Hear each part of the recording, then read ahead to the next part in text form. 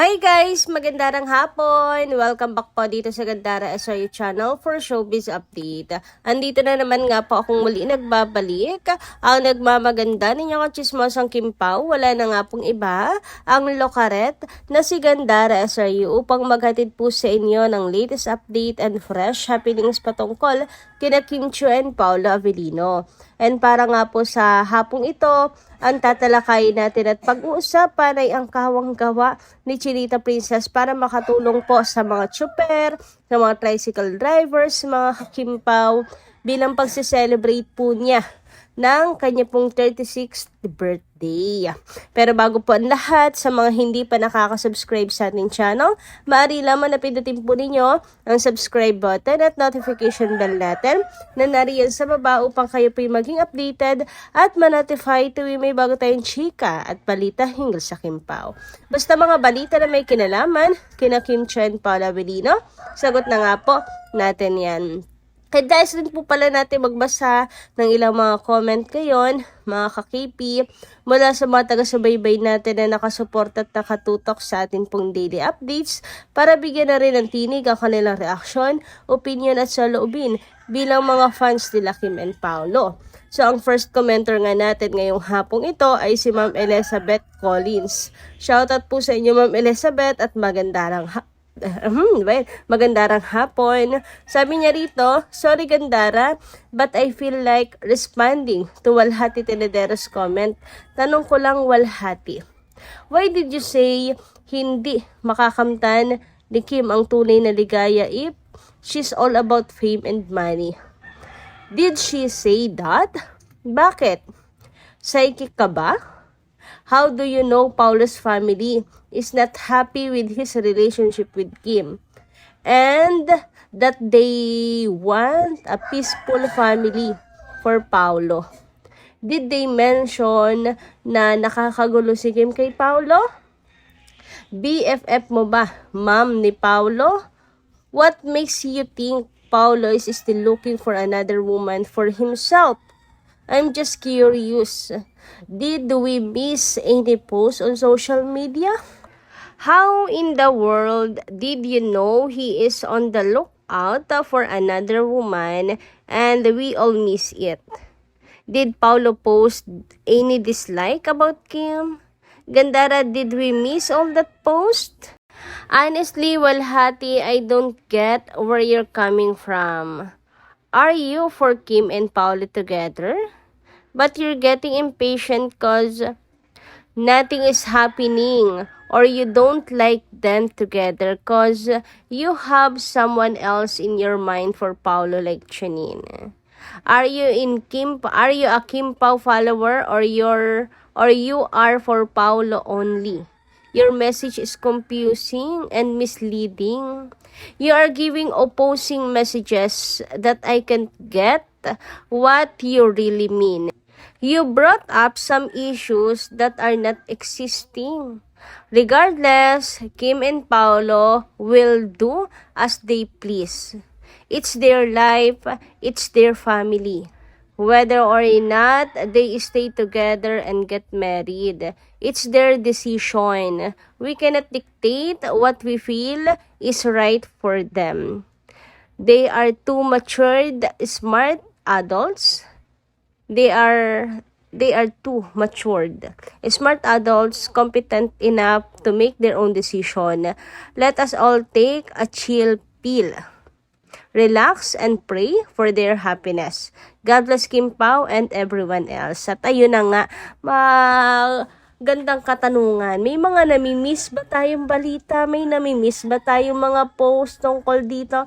Kasi napakatahimik naman po ng family ni Paolo Avellino para sabihin na ayaw nila kay Kim dahil sa ang gusto nila kay Paolo Avellino ay tahimik na pamilya. Hindi naman skandalosa si Kim tulad ng sinabi ko nga para ayawan nila si Chinita Princess or para maghanap sila ng iba para kay Paolo Avellino. So, hindi ko rin nga alam nung nabasa ko yun, di ba? Nagtatanong ako saan nanggagaling yun. And grabe yung mga ano nyo dito. Ma'am Elizabeth Collins, mga punto nyo dito talagang on point. Nakausap nyo ba si Pao? Best friend ba kayo ng mom ni Pao? Pero syempre, of course, hindi natin layunin ang gumawa ng kaaway sa kapwa nating Kim Pao. Yung pagtatanong lamang, baka nga may mga namimiss tayo, di ba? Pero yun lang, paalala ko po muli, syempre hindi po tayo magkakaaway dito. Hindi po tayo magkaaway, magkakampi po tayo bilang mga fans nila Kim and Paolo, individual man or together, as a love team, as a tandem, as a partner. Bakit nasabi kong individual man? Kasi kapag kahit individual, halimbawa, nasa side ka lang ni Paolo, kung fan ka ni Paolo Avellino, hindi mo kokontrahin yung gusto niya, kundi susuportahan lang, which is kagaya ni Kim. Wala tayong karapatan pa rin diktahan. Support pa rin sa Kim Pao kasi yun yung nasa puso ni Paolo Avellino, di ba? Ayan, and ganun din vice versa kung fan ka lang ni Kim. Kung sino ang gusto, mahal ni Kim, suportahan at wala po tayong karapatang magdikta. And ganun din sa mga Kim Pao fans, yung pagmamadali natin, pagdedemand, kina Kim and Paolo, wala rin po tayong karapatan. Kundi ang maghintay at suportahan silang dalawa sa kanilang mga plano sa buhay. Anyway, bago pa tayo umabot sa sermonan, dumako na po tayo ngayon dito sa next comment natin ngayong hapong ito. At mula po ito kay Kaumori. Shout out, Miss Kaumorit, magandarang hapon. Saan nag-I love you? Wala naman. Simpleng happy birthday lang eh. Sweet na agad. Nahiya at napilitan na lang mag-greet si Poon Avellino gawa ng demanding na mga Kim Pao. Kakaiba na kasi ang bashing niya sa ex at himalang nagpakita sa private birthday party ni Kimi. First time in 4 years na magkatandem sila. Now lang. Parang hiyang-hiya pa ang ngiti niya. Walang-wala sa ngiti niya doon sa Lupon office na naka-peace sign siya. Napaka-aliwalas ng tawa niya. Kitang-kita sa face niya ang saya. Compare mo dyan sa birthday party ni Kimi. Pilit at hiya. Siguro kasi binabagayan lang din po mga Kim Pao ng lugar, panahon at pagkakataon. So friends vibes naman kasi yung doon sa ka-business partner niya, 'di ba? Doon sa office, sa Lupon office. Ito naman sa birthday ni Chinita Princess is napaka formal, ganyan.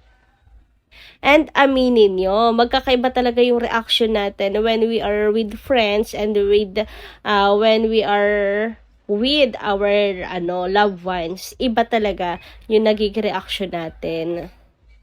About naman doon sa I love you, nasa kanta po kasi, kumbaga nasa choice of background music ni Paolo Avellino yung I love you. Parang sabi nga ng mga Kim Pao fans, doon na dinaan ni Paolo Avellino ang kanyang I love you para kay Kim. Anyway, dumako naman po tayo ngayon dito sa napakahalaga nating balita mga ka-Kim Pao sapagkat si Kim Chiu ay laman na naman nga po ng mga tabloids, laman na naman po ng mga balita, headline na naman nga si Chinita Princess dahil po sa kanyang ginawang pagtulong para sa mga jeepney and tricycle drivers mga ka-Kim Pao. Ayan, at mayroon nga pong pa-free gasoline si Kimi sa Quezon City. Grabe yon. Sa kanya pong pagse-celebrate ng kanyang birthday na mahagi po siya ng blessings sa iba. So makikita nyo nga dito sa post ng Philippine News Agency, look, tricycle and jeepney drivers avail of free fuel at a gasoline station in Quezon City on Tuesday, April 21, 2026. A project of actress Kim Chiu to celebrate her birthday. Ayan, PNA photos by Robert Oswald P. Alfiler. So, ayan, makikita nyo dito yung mga jeepney drivers, tricycle drivers, mga ka-Kim Pao. Panigurado, sobra po ang saya nila. Ano po't ang swerte ng gasoline station, mga ka-KP, dahil kinontrata na po sila ni Kimi, 'di ba?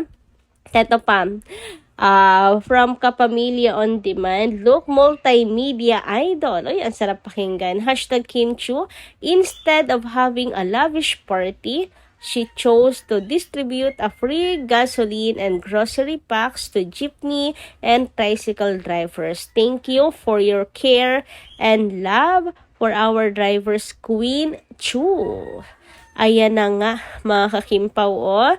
Kita nyo pila-pila ang mga tao sa mga paayuda ni Kimi na napakarami, mga kakimpaw. And sigurado, mangalay din po ang mga labi ni Kimi sa kakangiti dahil ang dami pong nagpapapicture sa kanya, mga kakimpaw. Syempre, kahit naman ako ang naroon, di ba? Ay kukunin ko ang pagkakataon na yan para makapagpapicture na rin sa kanya. Nako, maraming salamat sa iyong kininto ang puso, Chinita Princess. Talagang matuturing mong real life Darna. Tumutulong talaga sa mga taong nangangailangan. Mula noon hanggang ngayon. Ganyan po si Kimi. Even before, pag birthday niya, talagang meron po siyang charity project para sa ating mga kababayan, mga kakimpaw. So, eto nga po yung picture last year, then 2026. Eto, hindi niya birthday, mga kakimpaw, pero yun nangyari po sa Cebu.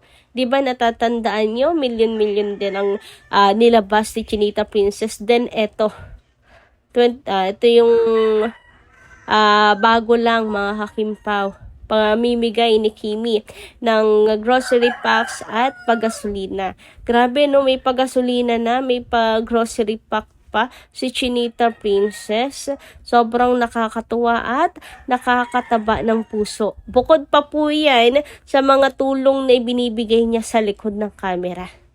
Grabe, ang mga fans nga ay masayang-masaya sapagkat hindi nga po sila nagkamali na kanilang tinulungan. Talagang si Kimi ay philanthropist, mga kakimpaw. 'Di ba? Siya po ay bukas palad parate sa mga nangangailangan. Sabi nga dito, I'm a proud fan, not just for your talent, but for the beautiful heart you show to everyone. You inspire by turning blessings into joy for others. And I'm truly grateful to witness your light shining so brightly inside and out. 'Di ba? Nakakaano po, hindi nakakapangsisi na talagang inidolo po natin si Chinita Princess, si Kim Chu. Hindi tayo nagkamali ng ating pong sinusuportahan at minamahal. Hindi talaga deserve ni Kim ang mga bashing, mga kakimpaw. Grabe, oh. Napakabuting tao, mga kakimpaw. And yan ay maaalala ng mga taong dadalhin at maaalala ng mga taong natulungan po niya. Lalo na yung na-encounter po siya, lalo sa personal, mga kakimpaw. Grabe, napakaswerte nila, di ba? At si Kim talaga po ang naghatid sa kanila ng tulong, personal na tulong, galing mismo sa kanyang bulsa. Milyones na naman for sure ang inilabas ni Kimi para sa ating mga kababayan. Sabi pa dito, wow, nakakaiyak at nakaka-proud ka talaga, Chinita Princess. So proud to be your fan. Every birthday, never miss to share your blessings to those who truly in need. Sorry na agad sa Ingles. Tama naman na. Wala namang mali. Kaya nga, sigurado ako, yung mga bumoto talaga kay Kim sa PBB ay masaya dahil hindi sila nagkamali ng kanila pong pinili na maging star. So, yun lang po muna ating update ngayong hapon. Maraming salamat po sa inyong pakikinig. And kita-kits po tayo muli sa mga susunod nating chika. Maraming salamat at ingat po kayo palagi.